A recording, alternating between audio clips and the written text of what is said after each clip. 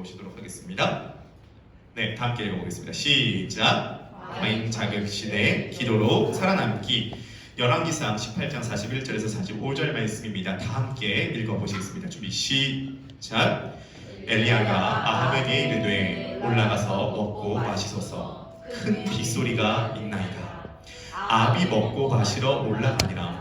엘리야가 갈멜산 산 꼭대기로 올라가서 땅에 꿇어 엎드려 그의 얼굴을 무릎 사이에 넣고 그의 사환에게 이르되 올라가 바다 쪽을 바라보라. 그가 올라가 바라보고 말하되 아무것도 없나이다. 이르되 7번까지 다시 가라.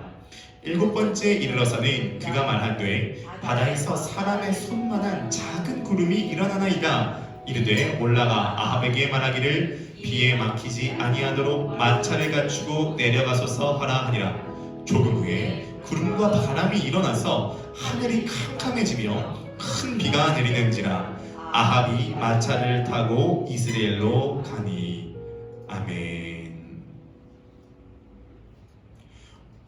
오늘날 우리 시대를 정의하는 이제 문구 중에 여러 가지 문구가 있지만 오늘날 이 시대를 과잉 자극의 시대다라고 할 수가 있습니다.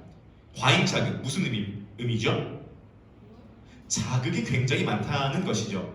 우리가 원하든 원치 않든 우리는 자극 속에서 살아갑니다. 그것도 굉장히 재밌고 짜릿한 자극 속에서 살아간다는 거죠. 어떤 자극이 있을까요?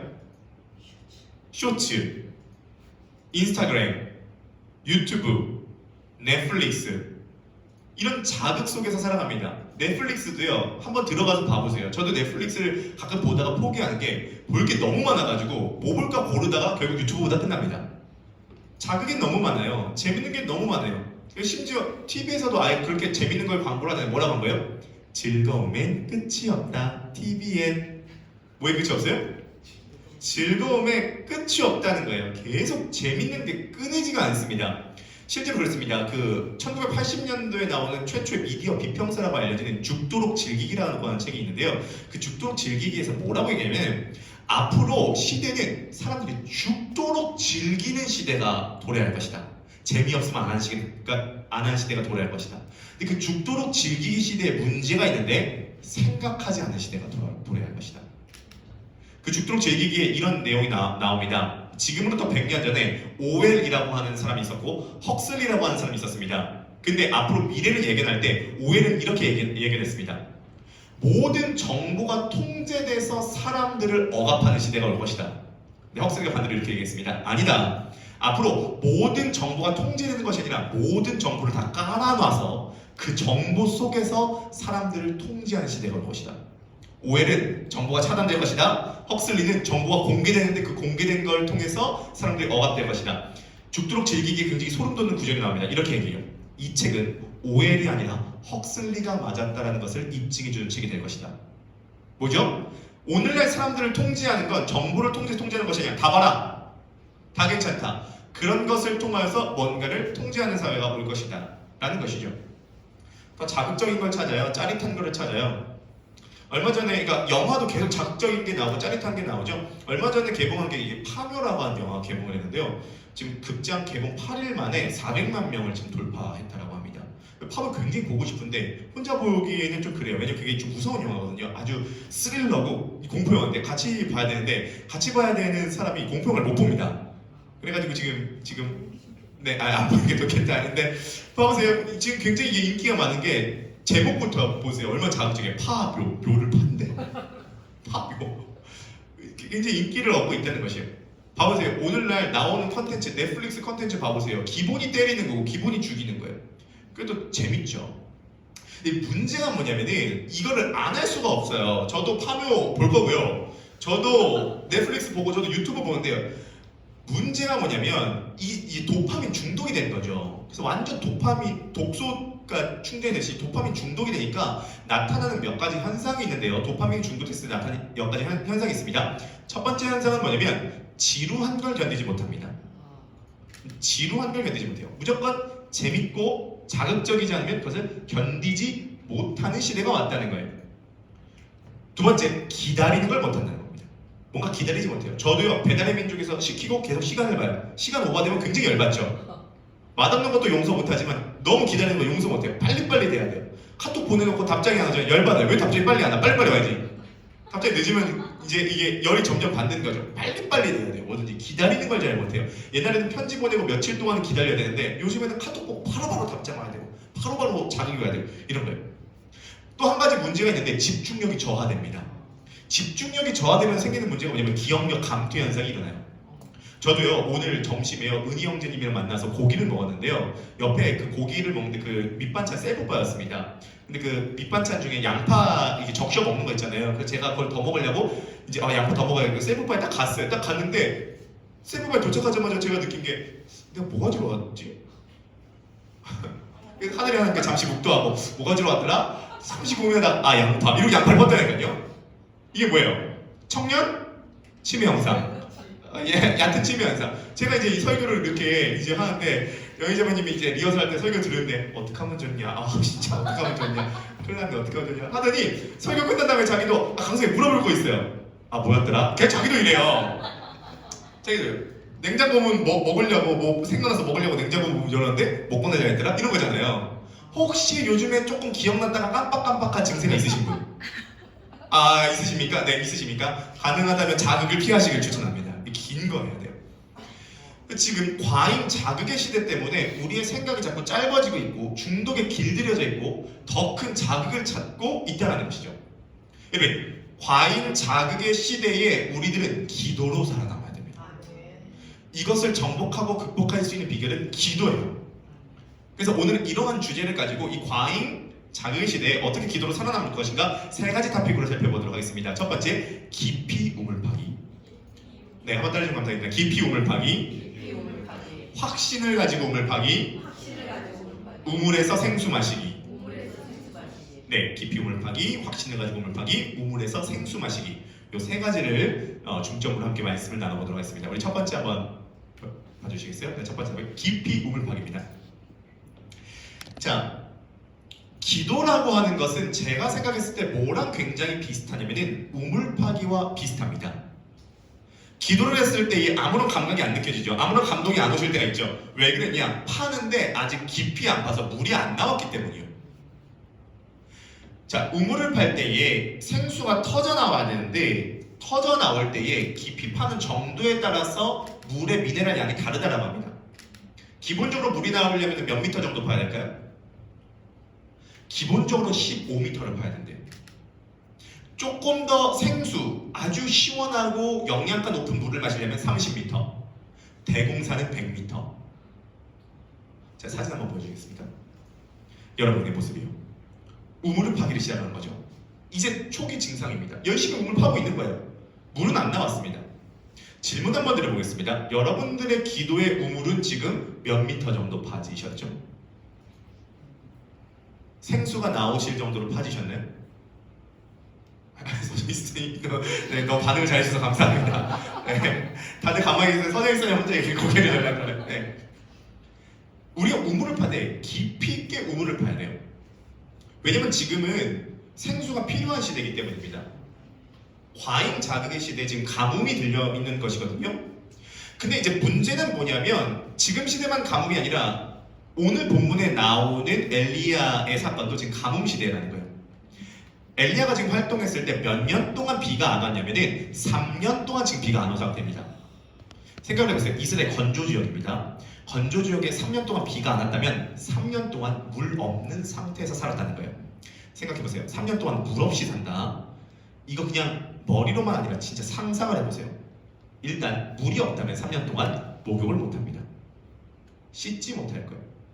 저도 밤에 못 씻으면 못 자거든요. 아침에도 씻어야 되고 저희는 못 씻는 거예요. 자, 못 씻어도 그나마 살 수 있어요. 근데 3년 동안 거의 물을 못 마신 겁니다, 지금.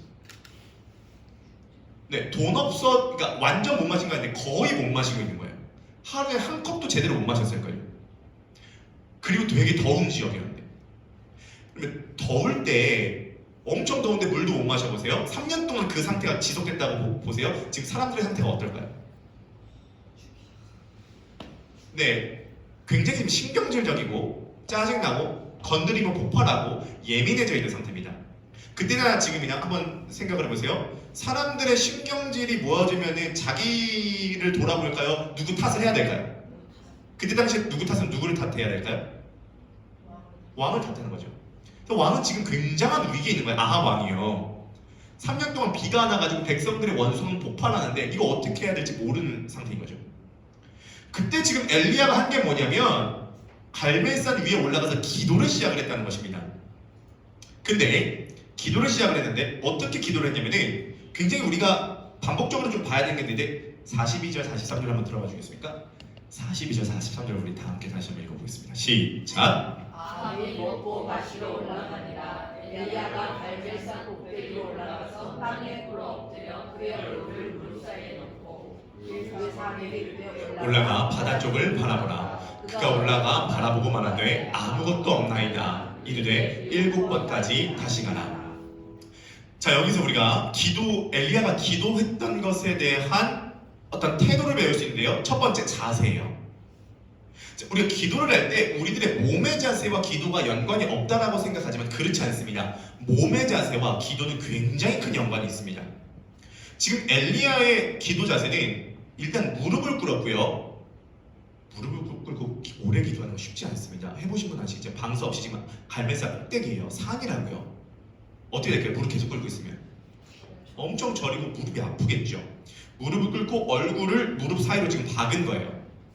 그 상태에서 기도한 겁니다. 이거는 생각나는 인물 있죠? 겟세마네 동산에서 지금 기도하신 예수님이랑 약간 비슷한 느낌인데 이건 굉장한 지금 갈급함의 표시라는 거예요.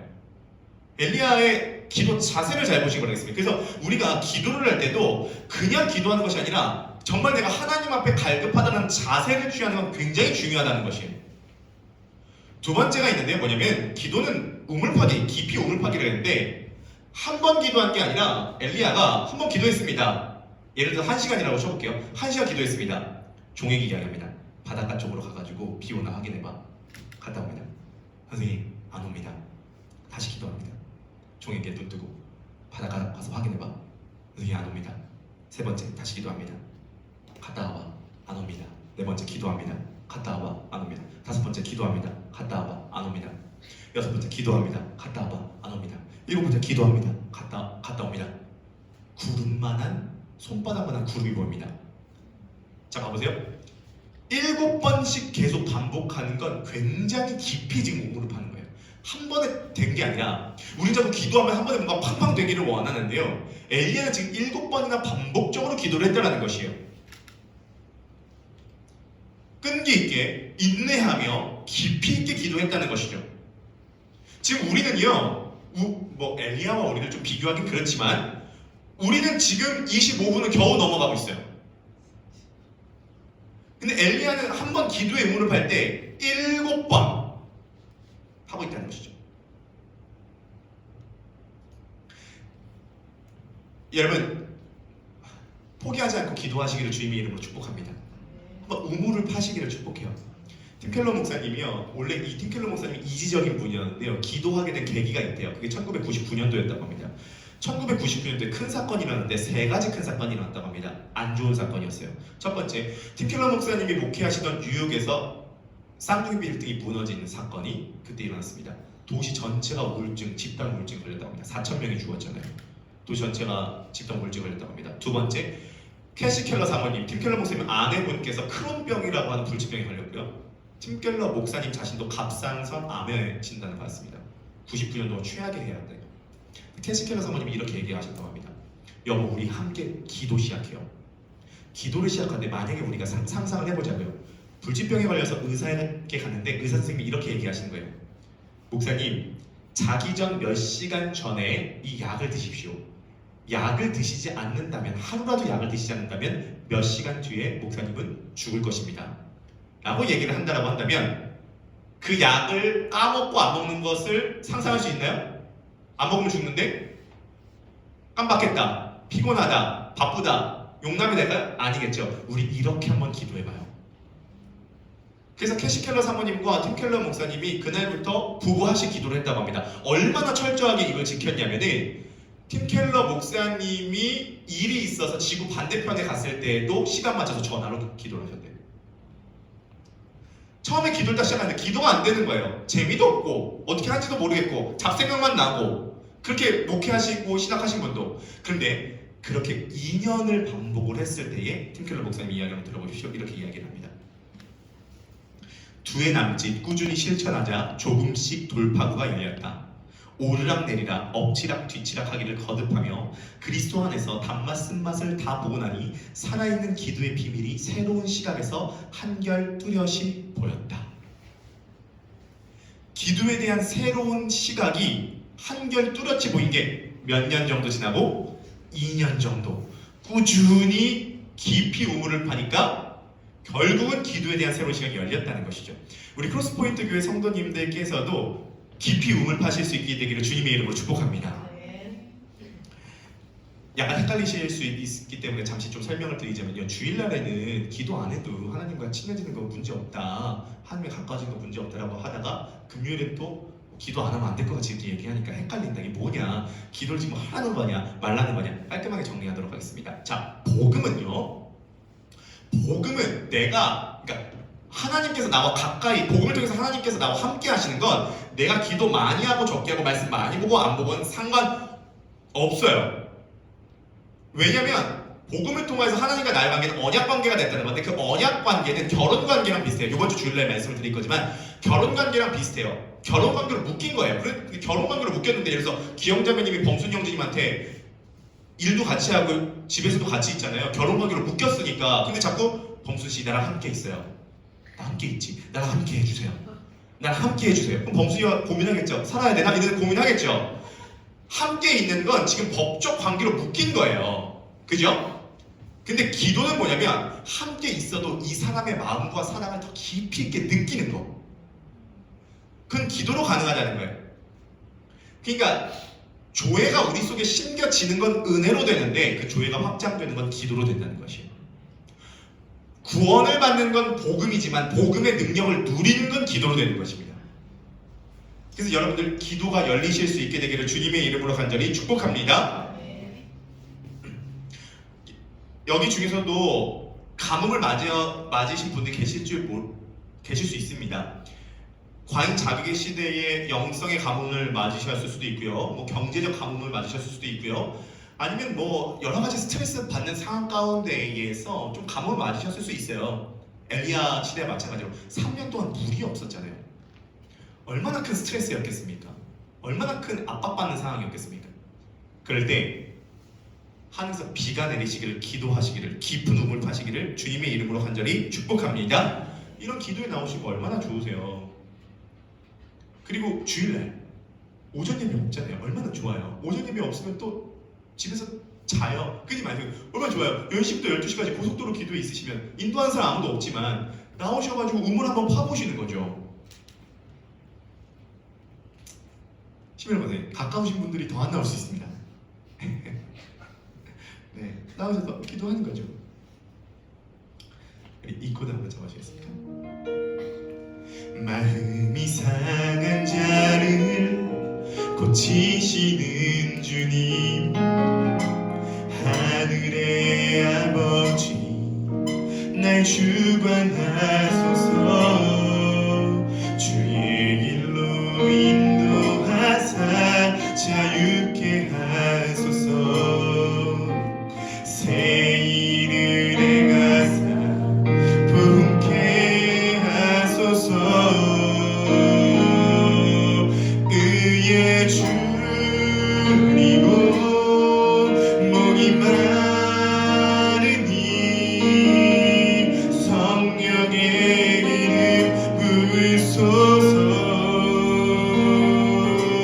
의의 주리고 목이 마르니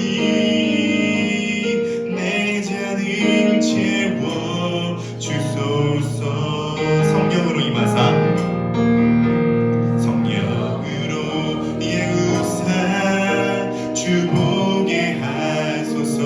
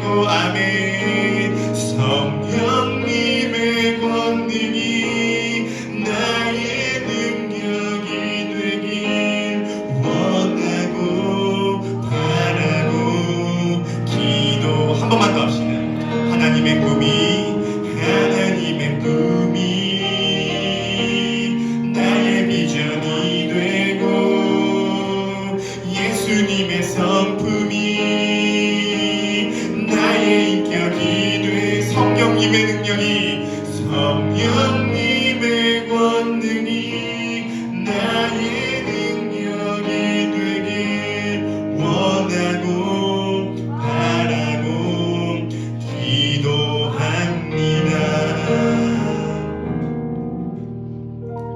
과잉 자극의 시대에 우리는 기도로 살아남아야 됩니다. 깊이 우물 파야 됩니다.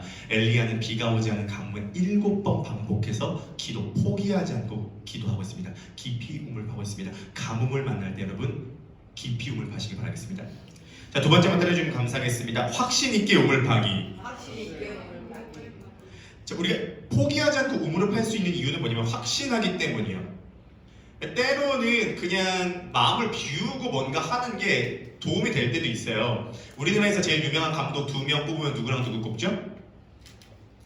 박찬욱, 봉준호 2명 뽑죠. 설경구요? 설경구는 영화배우 아니에요? 설경구 가수의 설경구. 네. 누구야? 선동열은 야구 선수 아니에요? 네. 선동열은 야구 선수로 알고 있는데요. 네. 아무튼 재밌는 생각을 갖고 있습니다. 아무튼 박찬욱이랑 봉준호 보통 뽑는데 박찬욱 감독의 가훈이 있대요. 그게 뭐냐면은 아님 말고라고 합니다. 그 딸이 그래서 실제로 학교에서 숙제를 내줬을 때 가훈 가지고 와라 했을 때 아님 말고 갖고 왔다가 화내면서 엄청 혼나고 이제 전화가 왔대요. 그래서 박찬욱 감독님이 그것을 설명을 해줬다고 합니다. 왜 아님 말고인지. 이거 굉장히 좀 멋지다고 생각하거든요. 매력이 있어요. 뭐냐면 마음 비우고 해라. 열심히 하다가 아님 말고 그냥 다른 거 하면 된다. 뭐 너무 집착할 필요 없다. 뭐 그런 느낌이잖아요. 굉장히 괜찮은 것 같아요. 아님 말고. 모든 게 조금 불확실한 지점이 있는데요. 하나님의 약속은 아님 말고가 아니에요. 하나님의 약속은 확실한 거예요. 우리 뭔가 확실한 걸 붙들기를 원하는데 세상은 막 확실하게 그렇게 많지는 않습니다. 제가 그 정보를 들었는데요. 저도 솔직히 마음이 좀 끌린 부분이 있는데 그게 뭐냐면 비트코인이 말이에요. 원래 비트코인이 2천만 원까지 떨어졌는데 2천만 원에 산 사람이 얼마 전에 이게 8천으로 올라간 거예요. 제가 그래서 오늘 그것도 제가 기사도 쳐보고 챗GPT랑 대화를 하면서 주님 요즘에 이중직이 유행이라고 하는데요. 주님 경제적으로 자유하면은 목회적으로 굉장히 여유롭지 않겠습니까? 주님 이쪽입니까? 뭐 비트코인입니까? 주님 주식입니까? 근데 자 주식 관심 많잖아요. 주식 저 아무것도 몰라요. 주식에서 제가 그 GPT랑 얘기를 하다가 주식에 감동을 주었습니다. 기도나 열심히 해라 적고 이제 이렇게 했는데 비트코인이나 주식은 오를지 안 오를지 주님밖에 모르신다고 그러잖아요. 아무도 몰라요. 주식시장이 아무도 불확실하다는 거예요. 불확실한 세상 속에서 우리는 확실한 거 하나 붙잡고 가야 되는데 그게 뭐냐면 주님 말씀이라는 거죠. 왜냐면요, 자 이게 굉장히 중요한데요. 엘리야가 오늘 왜 반복적으로 기도할 수 있었냐면요, 우물 파기 전에 확신을 갖고 우물 팠다는 거예요. 그 이유가 있습니다. 자 오늘 본문 41절을 한번 들어봐 주겠어요. 지금 엘리야가 기도하기 전에 엘리야가 중요한 어떤 말을 하거든요. 다 함께 읽어보시겠습니다. 시작! 엘리야가 아합에게 이르되 올라가서 먹고 마시소서 큰 빗소리가 있나이다. 이 기가 막히지 않습니까? 저만 기가 막힙니까? 왜 기가 막히면 기도하기 전이에요. 해가 쨍쨍하다고요. 비 오기 전이에요. 기도 시작하기 전이에요. 근데 지금 엘리야가 뭐라 그러냐면 빗소리가 들린대요. 뭐 환청입니까? 빗소리가 들리는데 그냥 빗소리도 아니고 큰 빗소리가 들립니다. 이 원문에 뭐라고 번역되어 있냐면요, 우리 원문 한번 들어봐 주겠습니까? 한번 읽어보시겠습니다. 이 원문 그대로 번역한 겁니다. 시작! 비가 떠들썩하게 소동하는 소리가 들립니다. 이게 대박입니다. 엘리야는요 왜 중간에 포기하지 않고 깊이 우물 팔 수 있었냐면요, 비가 내리기 전에 빗소리를 들은 거예요. 큰 빗소리, 떠들썩한 비의 소동을 들은 겁니다. 확신 갖고 기도했다는 것이죠. 우리 열심히 우물 파요. 근데 이런 생각이 있죠. 우물 파다가 이거 우물 안 나오면 어떡하지? 하다가 중간에 포기해버리는 거예요. 두 번째 사진 한번 보여주시겠습니다. 열심히 팝니다. 이 배가 나와요. 우리 모습이죠. 이거 완전 저예요. 파는 거예요. 한 2m 들어갔어요. 우물이 나온다는 것을 확신하면 계속 할 수 있어요. 땅을 파면서 우린 자꾸 무슨 생각이 나면 헛방 아니야 이거? 이게 파다가 안 나오는 거 아니야? 이런 생각을 하니까 여기 조금 파고 다른 데 가고 여기 조금 파고 다른 데 가니까 생수가 한 번도 제대로 안 터지는 거예요. 왜 하나님의 능력, 복음의 능력을, 성령 충만함을 제대로 경험을 못하냐? 간단해요. 우물 파다가 만 거예요. 왜 파다가 많냐? 왜 깊이 못 파냐? 간단해. 확신을 갖고 못 봤기 때문이에요. 근데 엘리야가 7번이나 기도할 수 있었던 이유는 간단해요. 빗소리를 듣고 기도했기 때문이에요. 그러니까 저도요, 응답은 확실하게 옵니다. 저도 이제 사역을 시작을 하면서 기도원에 몇 번 갔는데요. 기도원에 몇 번 갈 때마다 나름의 기도 제목들을 갖고 올라갔습니다. 그런데 항상 기도를 갖고 올라가서 기도를 하면은 내려올 때는 항상 응답 받고 내려왔어요. 근데 내부적으로 응답은 받았다고요. 내부적으로 응답을 받으니까 외부적으로는 그게 오더라고요. 오랜 신앙생활 하시면서 기도 열심히 하신 분은 이해가 되실 겁니다. 기도했던 거 응답된 게 되게 많지 않으세요? 돌이켜보면? 포기하지 않고 기도한 건 응답이 돼요. 뒤돌이켜보면요. 여러분 기도하실 때 확신을 갖고 기도하시기 바라겠습니다. 교회를 놓고 기도하실 때 긴가민가한 상태로 기도하지 마세요. 부흥합니다. 내 개인을 놓고 기도하실 때 긴가민가하게 기도하지 마세요. 진로를 놓고 기도할 때 긴가민가하고 기도하지 마세요. 자녀를 놓고 기도할 때 긴가민가하게 기도하지 마세요. 가정을 놓고 기도할 때 긴가민가하고 기도하지 마세요. 여러 가지 상황 속에서 긴가민가가 아니라 빗소리가 들리나이다. 큰 빗소리가 들리나이다. 확신을 갖고 기도하실 때 확신 있는 기도가, 확신 있는 우물파기가 깊이 있는 우물파기로 연결이 된다는 것이에요. 제 얘기가 아닙니다. 오늘 성경 본문이 얘기하고 있어요.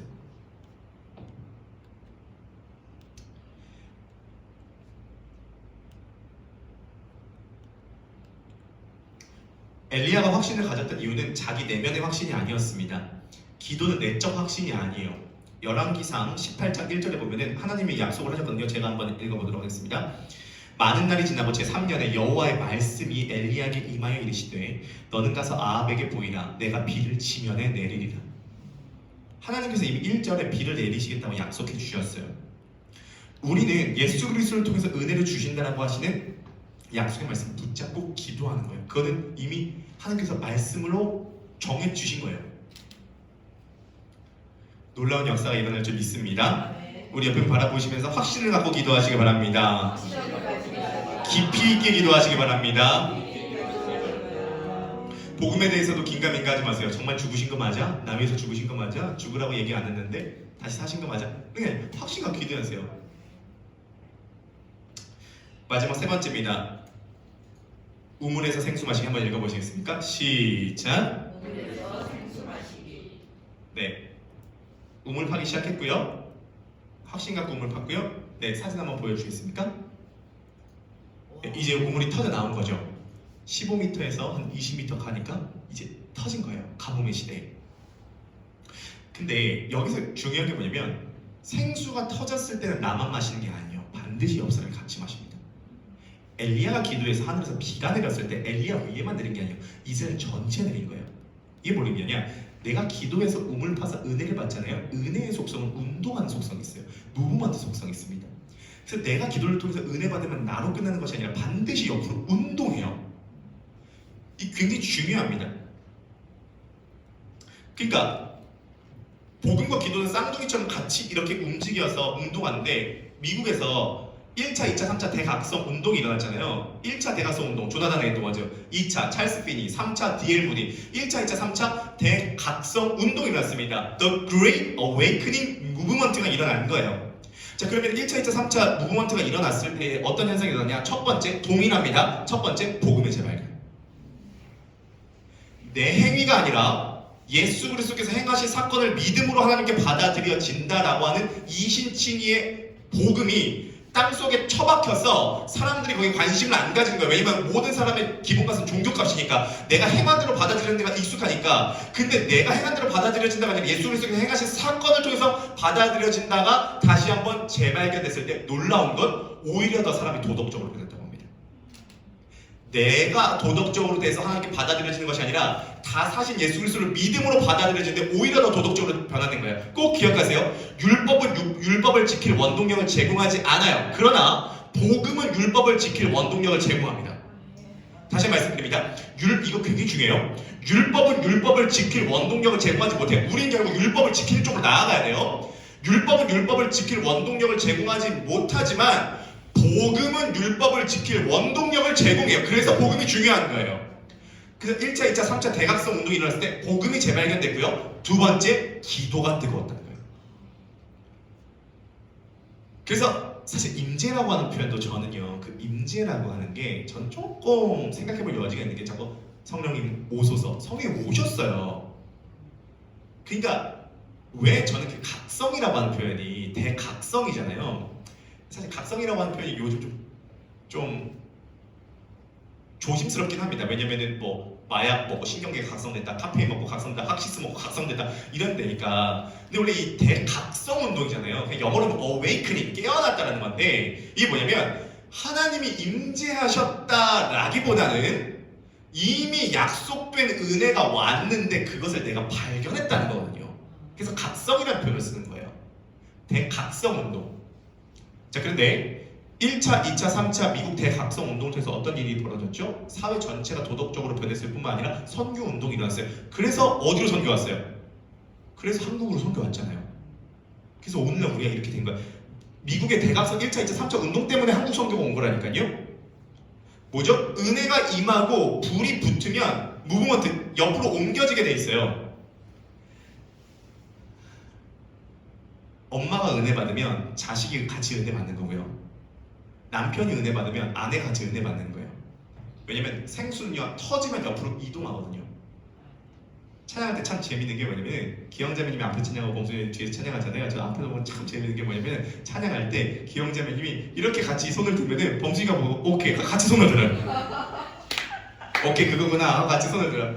한 번은 제가 옛날에 설교할 때 기영자매님이 너무 피곤할 때 깜빡깜빡 졸라고, 깜빡깜빡 졸 때 옆에 범수님이 이렇게 보는 거예요. 깜빡깜빡 깜빡깜빡 졸라.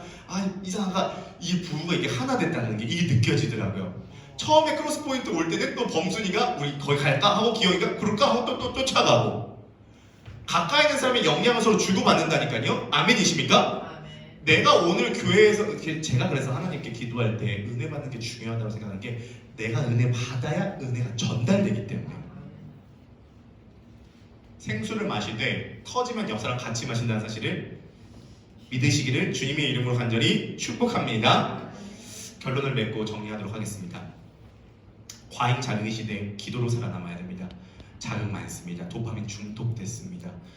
지루함을 못 견디고요, 기다림을 못 견디고요, 더 큰 자극을 찾고요, 심지어는 집중력도 저하되고, 심지어는 깜빡깜빡합니다. 이때 우리 기도로 살아남아야 하죠. 기도로 살아남기 위해서 우리 세 가지 살펴봤습니다. 깊이 있게 몰파기, 확신 있게 몰파기, 우물에서 생수 마시기. 깊이 있게 우물 봐야 됩니다. 엘리야 7번 반복적으로 기도했습니다. 중간에 포기하지 않았습니다. 확신 있게 기도해야 됩니다. 엘리야는요, 빗소리가 들린다라고 얘기하고 기도 시작했습니다. 확신을 가졌기 때문에 기도했다는 거죠. 긴가민가하게 기도하지 않았다는 거예요. 확신 갖고 찍어놓고 기도했다는 거죠. 마지막 세 번째, 생수가 터지면요, 옆에 사람 같이 먹습니다. 은혜는 무브먼트의 성향이 있기 때문입니다. 내가 은혜 받으면 가족이 같이 은혜 받고요, 옆 사람 은혜 받고 교회 전체가 은혜 받습니다. 은혜는 흘러가는 속성이 있기 때문입니다. 이 과잉 자극 시대, 여러분 기도로 쓰셔서 복음의 능력을 누리실 수 있는 크로스포인트 교회 성도님들 되시기를 주님의 이름으로 간절히 축복합니다. 마지막 야고보서 5장 17절에서 18절 읽고 함께 찬양하고 기도하도록 하겠는데요, 우리 다 함께 읽어보시겠습니다. 시작. 엘리야는 우리와 성정이 같은 사람이로되 그가 비가 오지 않기를 간절히 기도한즉 3년 6개월 동안 땅에 비가 오지 아니하고 다시 기도하니 하늘이 비를 주고 땅이 열매를 맺었느니라.